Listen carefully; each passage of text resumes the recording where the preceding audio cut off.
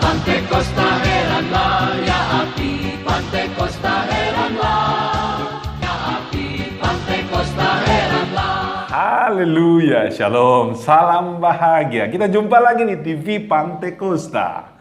Kali ini kita akan membahas hal yang sangat penting sekali tentang Tuhan. Apakah itu? Inilah 10 organ tubuh Tuhan. Mari kita ikuti satu persatu. 1. Kaki Tuhan. Ini tercatat dalam Yesaya 66 ayat 1. Beginilah firman Tuhan, langit adalah takhtaku dan bumi adalah tumpuan kakiku. Rumah apakah yang akan kamu dirikan bagiku dan tempat apakah yang akan menjadi perhentianku? Luar biasa. Bumi adalah tumpuan kaki Tuhan. Alam semesta ada dalam kekuasaan dan lingkup Tuhan. Bahkan disebutkan langit adalah takhtanya. Jadi Tuhan Maha Hadir, ada di mana-mana, memenuhi segala sesuatu. Takutlah akan Dia dan hormatilah Dia. 2. Tangan Tuhan. Dalam Ulangan pasal yang ke-26 ayat 8. Lalu Tuhan membawa kami keluar dari Mesir dengan tangan yang kuat dan lengan yang teracung, dengan kedahsyatan yang besar dan dengan tanda-tanda serta mujizat-mujizat. Tangan Tuhan berkuasa. Dia menuntun, membawa, menolong, menyelamatkan, menciptakan mujizat, memberikan jalan keluar bagi orang Israel sejak keluar dari tanah Mesir sampai di tanah Kanaan.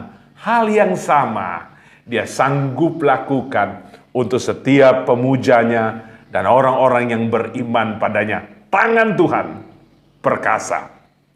3. Jari Tuhan. Itu tercatat dalam Keluaran 31 ayat 18. Dan Tuhan memberikan kepada Musa setelah ia selesai berbicara dengan dia di Gunung Sinai kedua loh hukum Allah, loh batu yang ditulisi oleh jari Allah. Yang ditulisi oleh jari Allah. Dengan jarinya yang dahsyat, dia dapat menukik dan menulis pada loh-loh batu yang keras itu bunyi 10 hukum Tuhan. Dan apa yang ditulis dengan jarinya diserahkan kepada Musa dan diteruskan kepada orang-orang Israel. Nah, jari Tuhan ajaib, memberi kita firman, memberi kita pengajaran. Ikuti ajaran-ajaran Tuhan. Itu pasti memberkati dan menolong kita semua. 4. Punggung Tuhan. Ini adalah peristiwa yang Musa sendiri sebagai saksi matanya. Kita lihat dalam Keluaran 33 ayat 22. Apabila kemuliaanku lewat, maka aku akan menempatkan engkau dalam lekuk gunung itu dan aku akan menudungi engkau dengan tanganku sampai aku berjalan lewat. Kemudian aku akan menarik tanganku dan engkau akan melihat belakangku, tetapi wajahku tidak akan kelihatan. Ayat ini memberikan petunjuk penting bagi kita bahwa ada punggung Tuhan, bagian belakang Tuhan. Musa tidak diperkenankan untuk melihat Tuhan secara langsung. Musa mendapatkan kesempatan yang istimewa untuk melihat punggung Tuhan. Tapi tahukah saudara, Yesus Kristus datang ke dalam dunia untuk jumpa manusia, menyelamatkan manusia. Dia memperlihatkan seluruh sosok tubuhnya sama seperti kita demi menyelamatkan kita semua. Pada prinsipnya Tuhan sangat mengasihi kita. Haleluya. Nomor 5, telinga Tuhan. Haleluya. Mazmur pasal 18 ayat yang ke-7. Ketika aku dalam kesesakan, aku berseru kepada Tuhan, kepada Allahku. Aku berteriak minta tolong. Ia mendengar suaraku dari baitnya. Teriakku minta tolong kepadanya sampai ke telinganya. Haleluya. Organ kelima yang tercatat dalam Alkitab dari Tuhan adalah telinga Tuhan. Telinga Tuhan akan merekam semua sungut manusia, semua makian manusia, semua sumpah serapah dan kutuk manusia. Tapi indah sekali kalau Tuhan mendengarkan teriak kita minta tolong. Doa dan seruan kita kepadanya akan indah di telinganya. Mintalah sembuh dari Tuhan. Mintalah pertolongan dari Tuhan. Mintalah jalan keluar dari Tuhan. Mintalah mujizat dari Tuhan.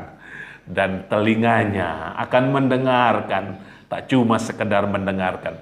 Tapi ia menjawab kita. Haleluya. Nomor 6. Mulut Tuhan. Haleluya. Puji Tuhan. Mazmur 33 ayat 6. Oleh firman-Nya Tuhan langit. Oleh firman Tuhan langit telah dijadikannya. Oleh nafas dari mulutnya segala tentaranya. Dengan mulut Tuhan. Haleluya.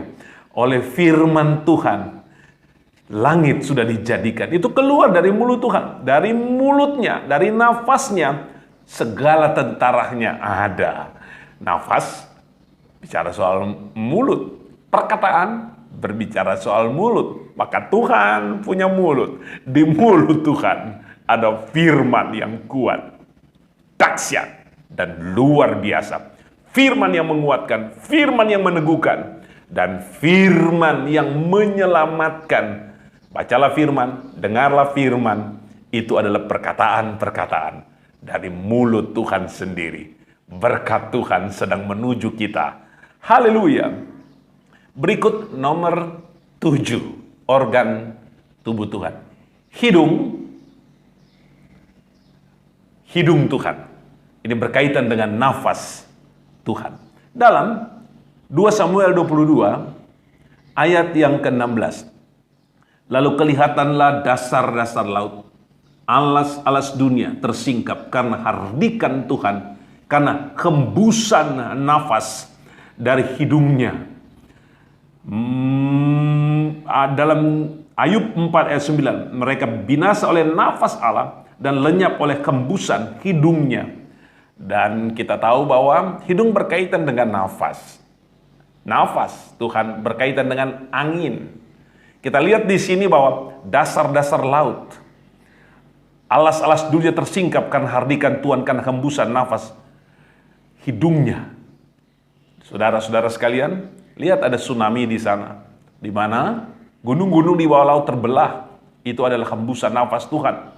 Tiupan angin yang keras menyebabkan ombak gelombang yang besar, membinasakan hunian manusia. Tuhan dengan hembusan nafasnya membinasakan segala sesuatu. Gak ada yang mampu melawan Tuhan. Tuhan adalah kekuatan tanpa batas. Berikan hormat padanya. Jangan sampai Tuhan marah. Puji Tuhan. Nomor 8. Organ tubuh Tuhan. Mata Tuhan. Mazmur 11 ayat 4. Tuhan ada di baitnya yang kudus. Tuhan tahtanya di surga. Matanya mengamat-amati. Sorot matanya menguji anak-anak manusia. Tuhan tak hanya melihat gerak jerapah di Afrika. Atau tak cuma melihat larinya macan tutul di sebuah lokasi di Asia. Tuhan tak hanya melihat semut yang berjalan di sebuah pedalaman di Indonesia. Tapi Tuhan menguji mata manusia, menguji hati manusia, dan sorot matanya mengetahui semua apa yang ada dalam sekujur tubuh manusia. Pikiran manusia dan hati manusia diketahui oleh Tuhan.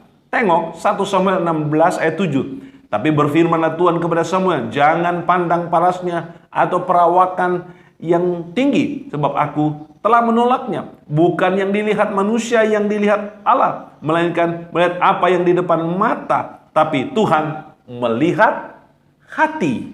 Sampai yang terkecil, terdalam, yang tak nampak oleh manusia, semua disorot jelas oleh Tuhan. Jangan bersembunyi dari Tuhan. Jangan lari dari Tuhan.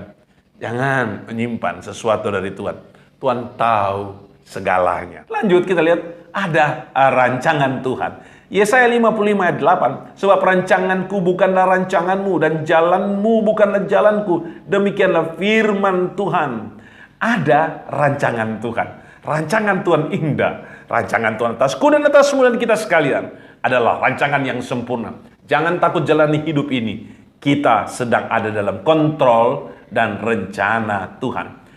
Ada juga perasaan Tuhan. Filipi 2 ayat 5, hendaklah kamu dalam hidupmu bersama menaruh pikiran dan perasaan yang terdapat juga dalam Kristus. Tuhan mempunyai perasaan. Perasaan belas kasih sayang. Perasaan ingin menolong, ingin membantu. Perasaan ingin menyembuhkan orang. Perasaan ingin menyelamatkan orang. Perasaan yang terdapat dalam pikiran Kristus adalah perasaan yang sempurna. Sebesar-besarnya untuk kita semua. Tuhan juga punya kehendak dalam perasaannya, dalam pikirannya. Matius 7 ayat 21. Bukan setiap orang yang berseru kepadaku, Tuhan, Tuhan akan masuk ke dalam kerajaan surga. Melainkan dia yang melakukan kehendak Bapakku yang di surga. Tuhan punya kehendak. Lakukan kehendak Tuhan.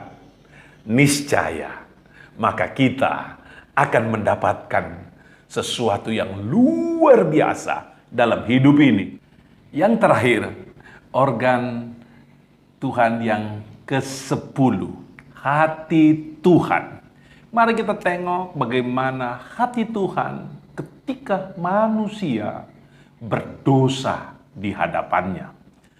Yaitu dalam Kejadian 6 ayat 6, maka menyesalah Tuhan bahwa ia telah menjadikan manusia di bumi, dan hal itu memilukan hatinya.